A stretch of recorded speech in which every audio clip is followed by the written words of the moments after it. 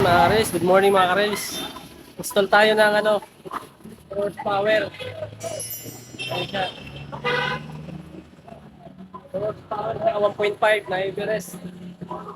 Yan, tayo na rin ang gumawa. Kami na rin ang gumawa ng bracket niya. Ayan siya.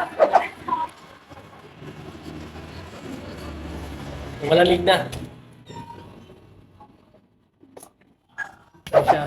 Mga Karis. Quality yung paggawa. Satisfied si customer. Siya, dalawang split type. Sa loob yung breaker, ayaw sa labas. Kasi baka paglaruan ng mga mabait na tambay. Siya, ayun yung grain line niya. Siya. Solid.